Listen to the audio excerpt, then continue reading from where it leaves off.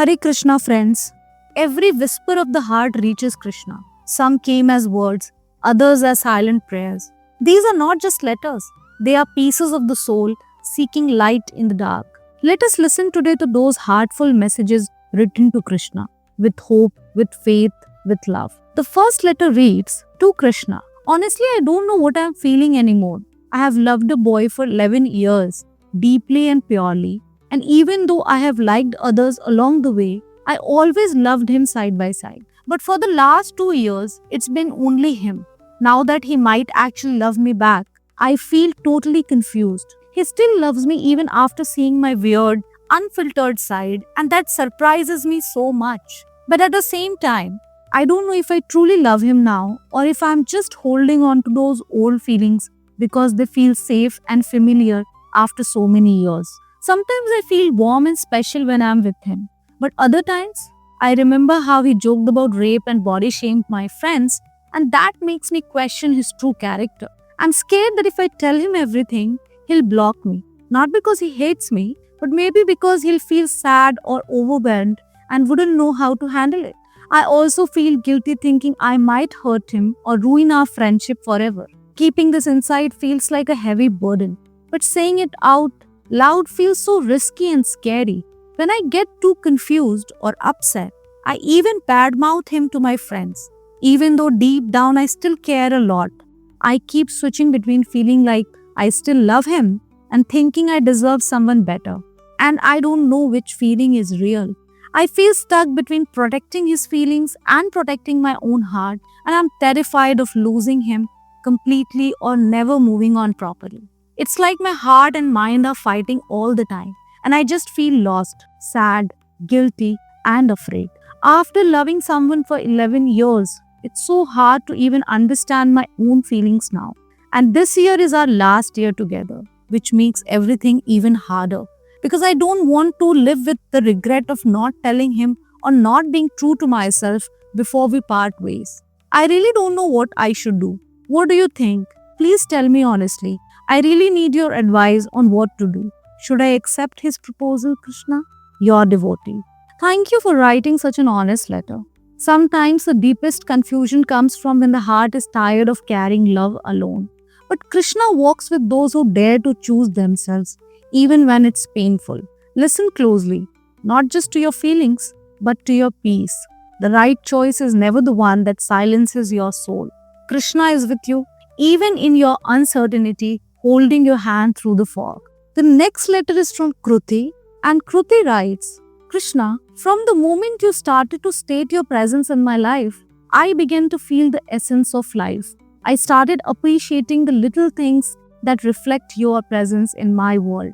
More than through prayers, I feel you within me, through the words, the comfort, and the warmth you bring into my life. The more I feel you, the more I want to lean into you, and the more I want to forget the materialistic world. I just hope this continues for a long time until my soul fades into the air.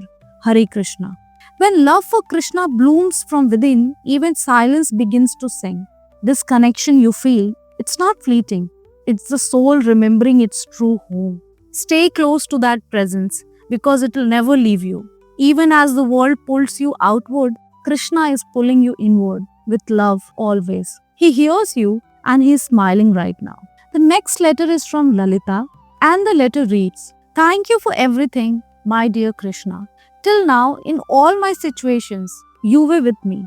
Sometimes I am devotional to you, and sometimes I am completely attracted and addicted to this materialistic world. Even that with full of guilt. I am watching many videos and chanting your shloks, yet something inside still leaves me feeling incomplete in serving you and constantly pulls me into deep sorrow. I am unable to speak with anyone, shyness overloaded with stupid thoughts, which leaves me in fear and sadness. I think I have become a complete introvert, unable to talk to anyone, struggling with health discomforts. It's okay that in this materialistic world, I am doing well. I don't care. But even when I chant Vishnu Sahasranam, I have no focus or concentration. And even if I do, it only lasts for a day and not more. My tears aren't even coming out. They are stuck in my heart as I write this Krishna. I don't feel interest in any part of this world. To say it shortly, I'm having extreme mood swings, Krishna, and I don't want this in my bhakti. Even when I try, I can't stop them. I keep comparing myself with the past me and crying, also wondering about my future. I know you are with me, but many times I have doubted you. If you so desire, my dear Shyam, please help me recover. In devotion alone, that would be enough. Yours devotionally, Lalita. Lalita ji, even in your silence, Krishna hears you. Even in your doubts, he never leaves. Devotion isn't about perfection. It's about surrendering even your broken pieces to him. You're not failing, you're feeling. And that is also bhakti.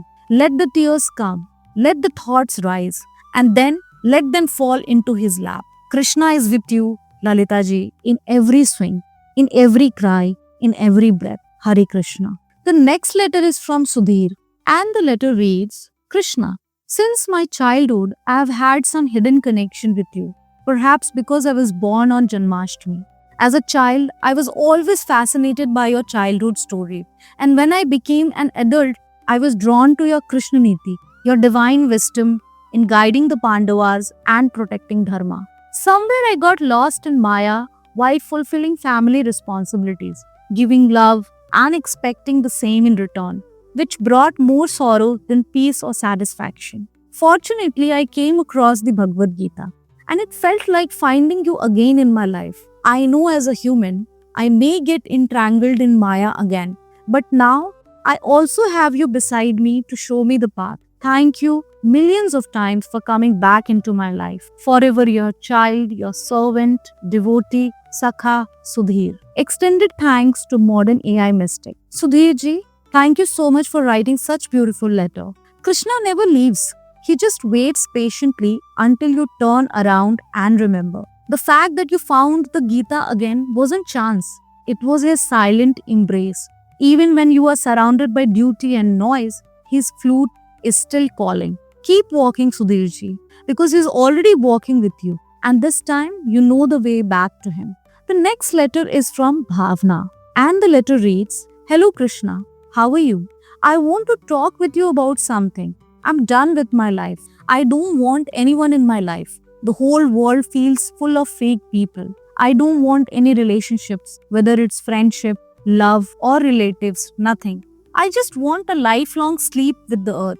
I feel like I'm a useless person. Whenever I trust someone, they end up hurting me even more. My parents are always worrying about me, so I have decided I don't want to be a burden on them anymore. I already feel like a bad girl in their eyes. I don't want this life. Please, I want to come to you. I want to stay with you always. I want your feet to be the place where I sleep. Dear Bhavna ji, first of all, you're not useless. You are sacred. Your pain is real, but so is Krishna's love. Even when you want to give up, he's holding you tighter than ever. Don't run away from this life. Run towards him through it. He has not written your final chapter yet. Stay, breathe, walk. He's right beside you. If you or someone you know is feeling this way, please don't carry it alone. Krishna is with you, but so are the people who care. Reach out, talk to someone. You're not a burden. You are a blessing still unfolding. Hare Krishna. The words may be few, but the feelings behind them are deep. Each letter holds a story of longing, of pain, of surrender. And in every answer, there is Krishna's silent promise. I am with you and I always will be. As long as there is faith, there is a path. If this video touched your heart, don't forget to like, share and subscribe to Modern AI Mystic. Leave a comment below. What would you say in your letter to Krishna? And if you're ready to write or speak your heart, send your letter to modernaimystic@gmail.com. You can also send audio files. Your voice matters. And maybe your letter is the light someone else has been praying for. See you next Sunday with more letters, more love and Krishna's grace. Hare Krishna and take care.